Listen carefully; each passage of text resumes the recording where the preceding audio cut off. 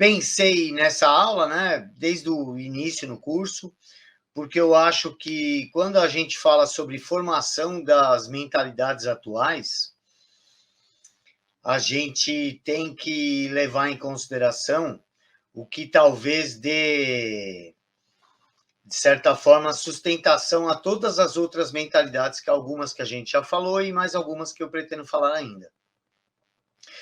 Porque o cientificismo, ele dá uma espécie, ele é uma espécie de garantidor das demais mentalidades, né? Nós já vamos ver por que eu penso isso.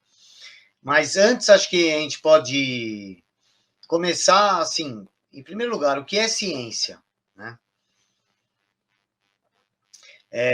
Ciência é um acúmulo provisório de conhecimento, é um confronto interminável de teses,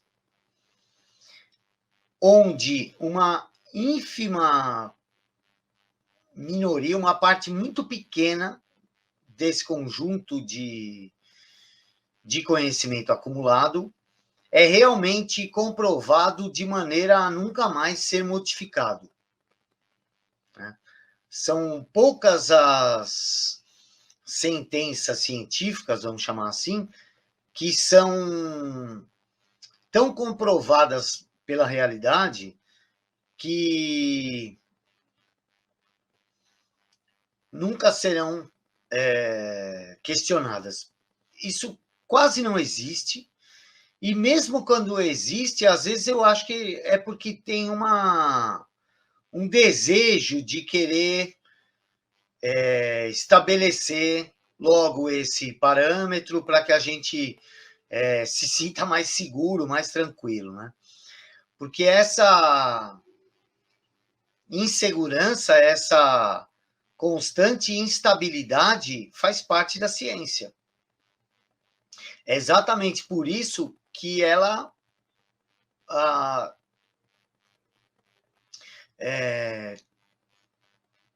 ela, de certa forma, prospera ao longo do tempo, quando a gente vê em intervalos mais longos, porque a própria realidade vai dizer se tudo aquilo que se tentava afirmar faz sentido mesmo ou não, ou faz sentido apenas em um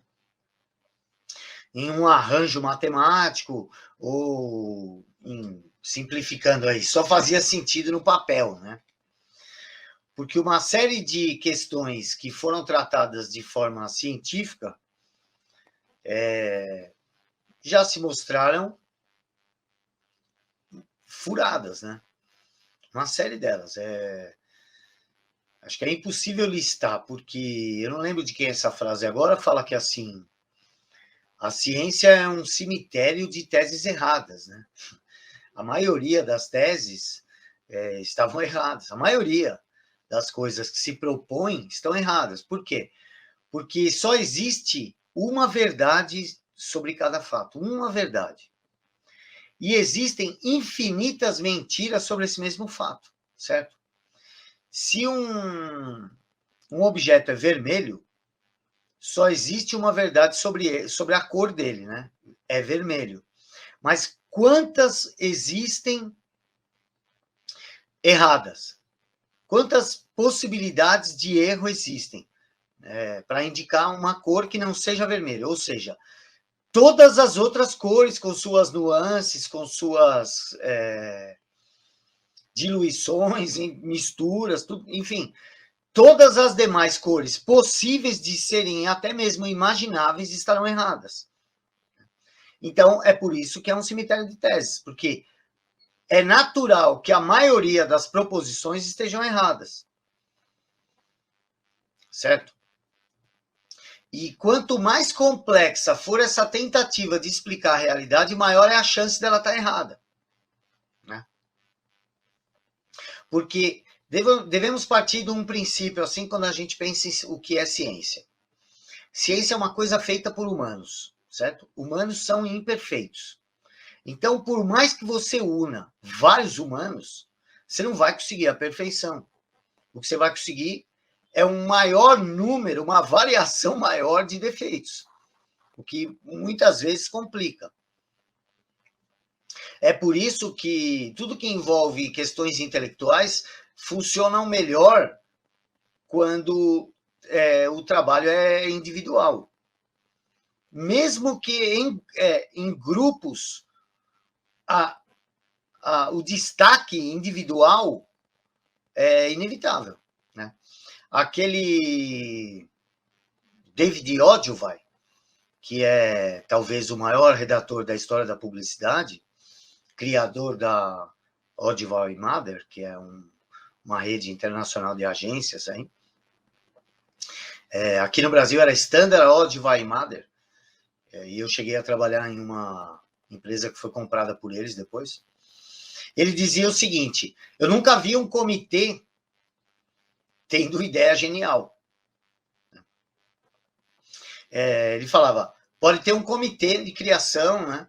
Ele fala, mas um vai pensar a imagem, o outro vai pensar o texto e os outros vão concordar ou discordar.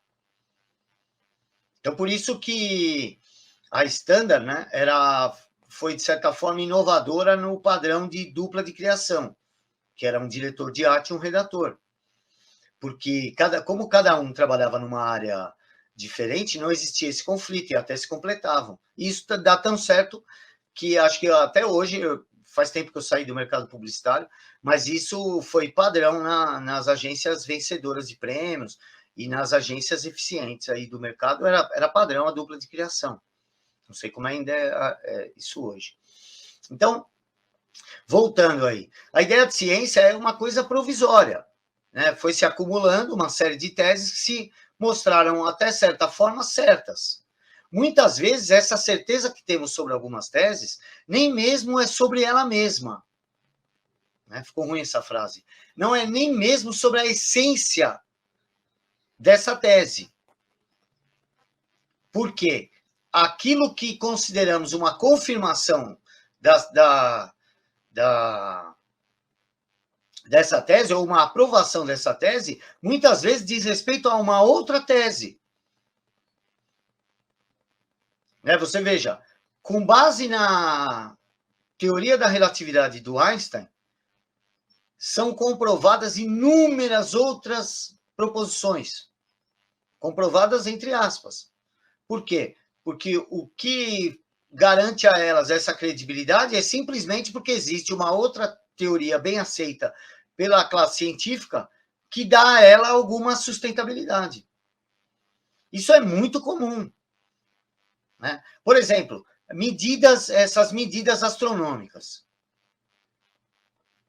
Ninguém para pensar, mas ninguém foi até lá medir, entendeu? Essas medidas são feitas por cálculos geométricos, né, trigonometria, uma série de estudos de ótica, né, porque, por exemplo, a estrela que está mais distante, ela tem uma cor mais azulada, e a estrela que está mais próxima, ela tem uma cor mais avermelhada, amarelada. Esse é um parâmetro. Então, existe lá um espectro que diz, daqui do mais azul para o mais vermelho, se calcula mais ou menos a distância. E aí, quando um outro objeto aparece, não é medido de novo, tem com base essa medição meia abstrata aí, porque ninguém tem muita certeza sobre isso, né? Tendo visto os inúmeros fatores que podem contribuir para algo ficar mais azul ou mais vermelho, se for mesmo essa distância que eles dizem, porque eu acho que é chute isso aí, né? Então, tem uma tese vai sustentando a outra. E isso vai criando um volume de informações que, de certa forma, a gente aceita como científico. Por quê? Porque não surgiu nada ainda que refutou aquilo, e porque, já que aquela outra tese está certa e essa daqui parece ter uma certa sintonia, uma completa a outra, então parece que está certo também, né? Então, essa certeza que esses idiotas da imprensa dizem sobre ciência, isso nunca existiu e nunca vai existir. Essas certezas absolutas. Olha, E outra, né, aquela mentalidade de que a ciência é um ser, né? Ou alguns, um ser a ser idolatrado, né? Uma espécie de deusa que paira sobre todos os... sem se mostrar, mas se revelando aos sábios, né? No nível mais grave, chega a essa idolatria. E no nível médio aí da nossa classe pensante, é aquela ideia de que existe assim, olha, Avenida Albert Einstein, número 512, existe lá o edifício Ciência, né? E ali eles fizeram uma assembleia onde eles votaram e, olha, está decidido aqui, isso aqui é a verdade científica que você tem que engolir, mesmo que todos os seus sentidos, mesmo que toda a tua experiência, a sua história e os testemunhos das pessoas que você confia digam ao contrário, né? Porque a ideia de colocar a ciência como única forma de obter conhecimento é algo que começa a se desenhar assim,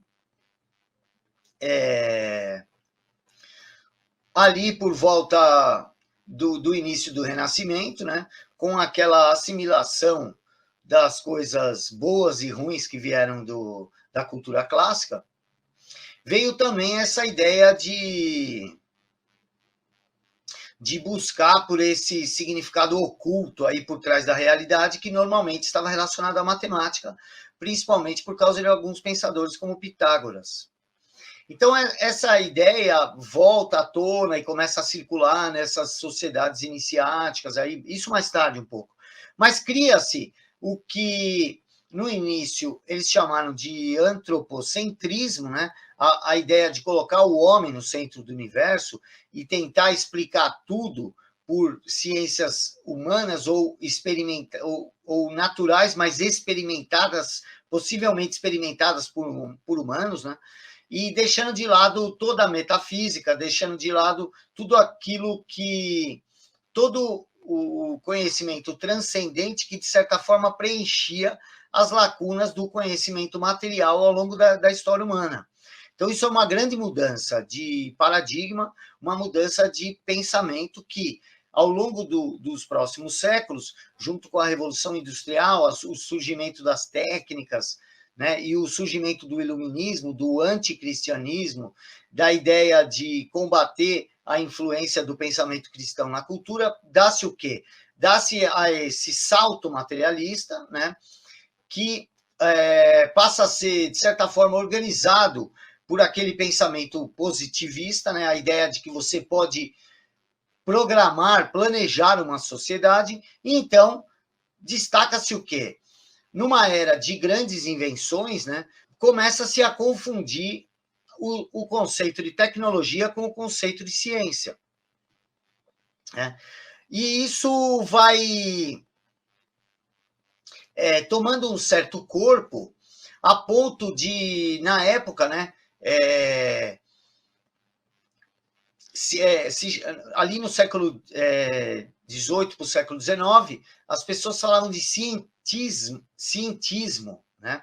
Era um termo mais usado na época, que eram as pessoas que alegavam só opinar com base na ciência.